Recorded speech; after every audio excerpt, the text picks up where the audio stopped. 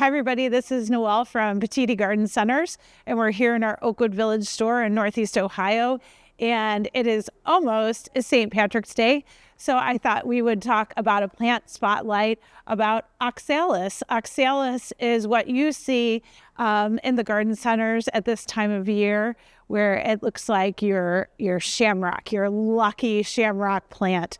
And this is a neat family. It's actually the wood sorrel family that Oxalis falls under, that big family umbrella. And they are not in the clover family, just so you know. So clovers are legumes and wood sorrels are wood sorrels, okay? So a little bit different, maybe look the same here and there, but this is definitely one of those very, very popular plants early spring, late winter, early spring, right? We're not quite to spring yet. So here we go. What do we need to do to be successful with this plant? Well, I have to tell you that Oxalis are one of the easiest house plants to grow. And they really do not need a lot of care at all. So let's talk about lighting first. And what I wanted to tell you about the light is that they really can tolerate a bright indirect light position all the way to part shade. So bright indirect lighting, we always talk about, again, there's no direct sun coming in and hitting the plants. So it would be like a wide open northern exposure. You're just kind of getting wraparound light from the sun, but no direct sunlight coming in. If you place that on a windowsill, north side of the house, no problem. They would be very happy in that condition. They can take quite a bit of direct sun too. So up to that part shade condition. So that's actually 4 to 6 hours of direct sunlight. So you have a sunny windowsill, let's say east side of the house, this would be a great position for these plants as well. The only sun direction that you really have to watch out for is that hot afternoon sun where it really bakes the foliage. That's something you have to watch out for. So maybe a full western exposure or a full southern exposure. You might have a little bit of trouble where you'll see some spotting or maybe some crispy foliage, those types of things on that plant. So do try to avoid those hotter, more intense exposures for them as far as light's concerned. Next thing that we look at, and this is pretty critical with these types of plants, because believe it or not, they have this like bulb-like rhizome under the soil. These plants really like it cool. So when we talk about household temperatures, they do like it on the cooler side. So let's say 55 degrees to 70 degrees, and I really would not push them past that 70-degree point.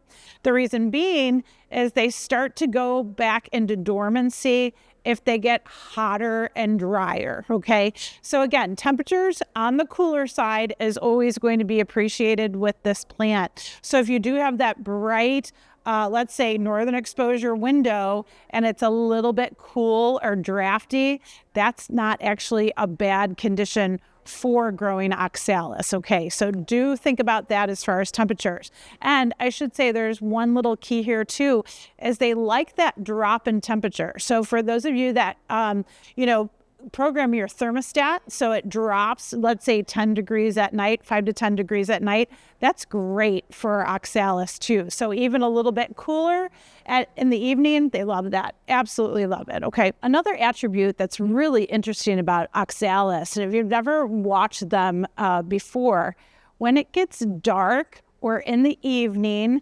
what will happen is the foliage will actually kind of fold and close, and the flowers will actually close as well. This is called nyctinasty, and it is a really interesting process for some plant material that you've seen open during the day and close at night.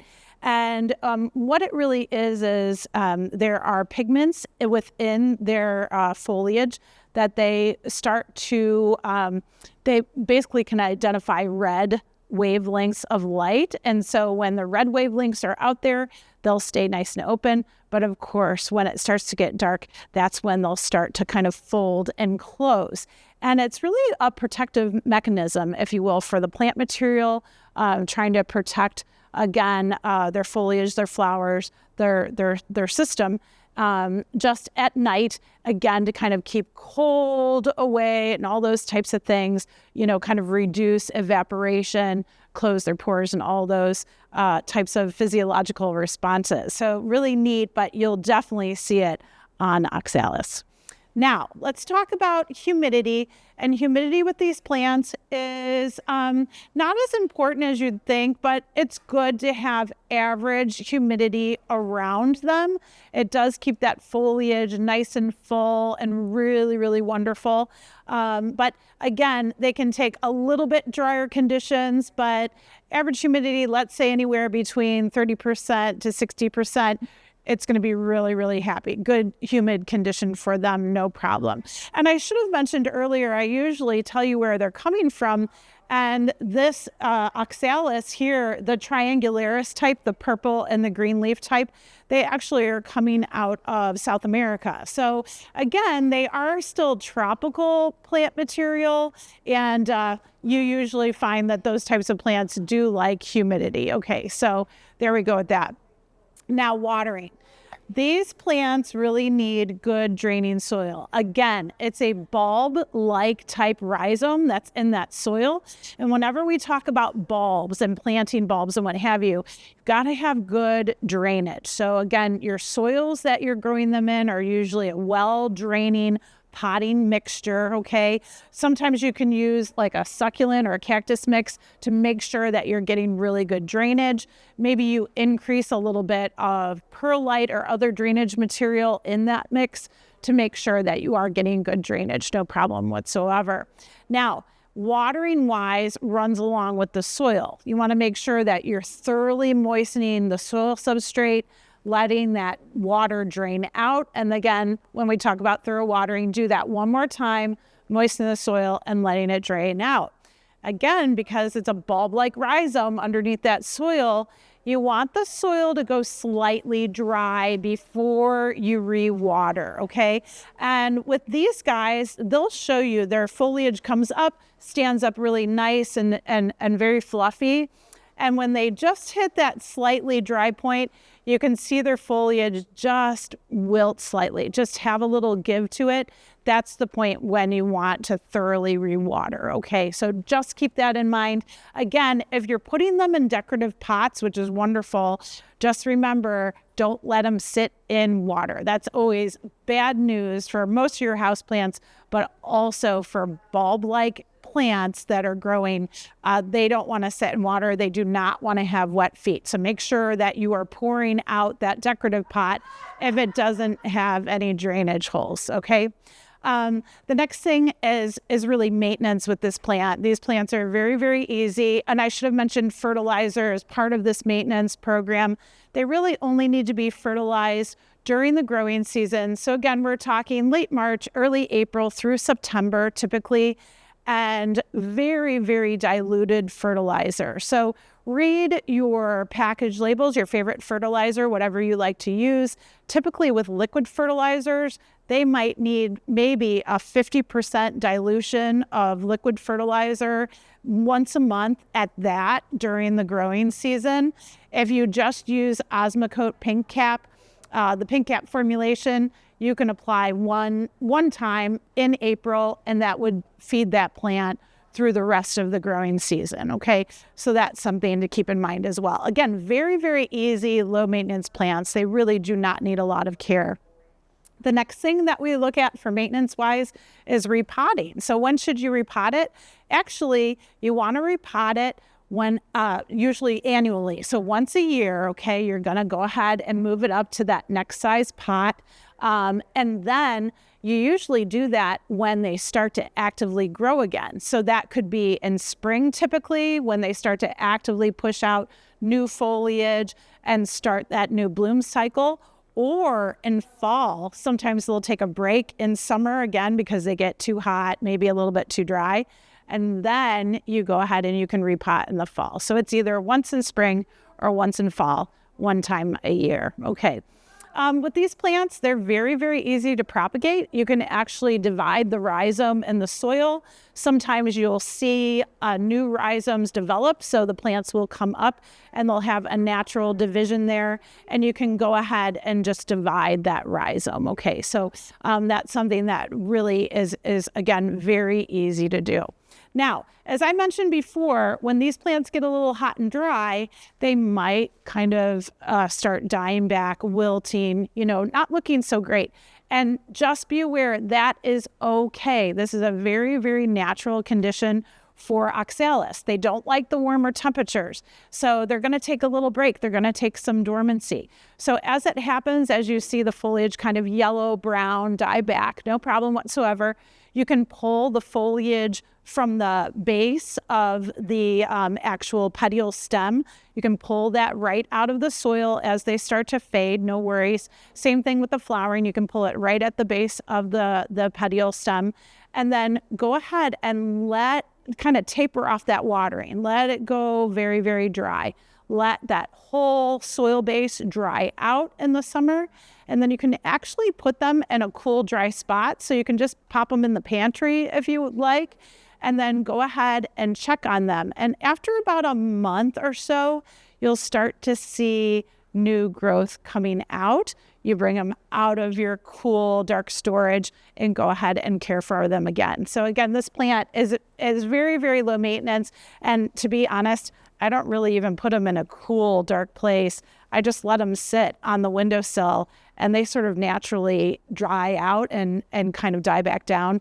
And then a month or so goes by and they pop back up again and start growing again. Okay, so very, very easy, guys. They take a lot of abuse, I will tell you that. Other than that, we've got a couple different varieties here that we can look at. The purple and the green here are what they call Oxalis triangularis, okay?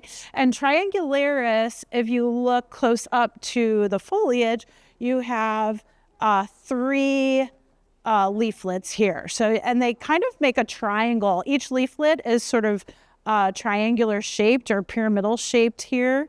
So triangularis, very, very fun. You will see the purple, very, very common. Also the bright green, beautiful plants.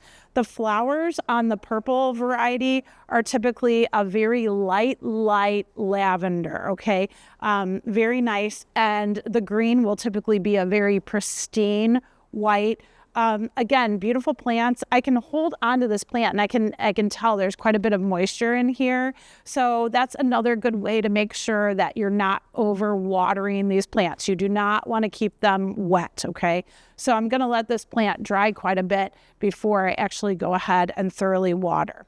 Another thing, and we talked about this with cyclamen and some of the other bulb type plants, is when you look down in the middle of the plant material, sometimes you'll see more of those flowering buds come up. And that's what you're looking for, a nice healthy plant. You want to see multiple new stems and flower buds being formed. Okay, so do look for that too when you're looking for your Oxalis plant, okay? As I mentioned, when the flowers fade or when foliage fades, go down to the base of that stem and just pull, okay? And that's a really good way to kind of help rejuvenate that growing area, and that will actually produce more buds, more foliage for you as well, okay? So that's a great one. That's a really, really pretty plant, of course, very festive for this time of year. This one is real popular as well, and this is actually called an iron cross Oxalis, okay? Again, wood sorrel here. But this one's tetraphylla, and you'll be able to tell why, because there are 4 leaflets on this one. So definitely a lucky plant here. Beautiful red coloration or variegated coloration on this foliage. Really, really pretty kind of darker pinky rose flower for this Oxalis as well. Care is very, very similar for the iron cross variety, or species, I should say, no problem whatsoever. And again, with these guys, and I think I mentioned it, but again, you really just kind of pull off anything that's sort of old and faded and just kind of clean it up every once in a while. It doesn't have to be daily. It could be, once a week, go through and pull the spent foliage and flowers out. And then you'll see more coming up. Again, cool weather plant, likes to stay cool, but bright indirect light to part shade, okay? And will do very, very nicely as a combination plant. You can plant this in a planter with other spring blooming bulbs, with primrose, all those other plant materials, cyclamen as well, all those other plant materials that like those cooler temperatures. And then once we get past, get a little bit warmer outside, let's say 50 degrees or warmer, we can take that planted container and actually enjoy it outdoors when we get a little bit warmer out there too, okay? So enjoy your Oxalis.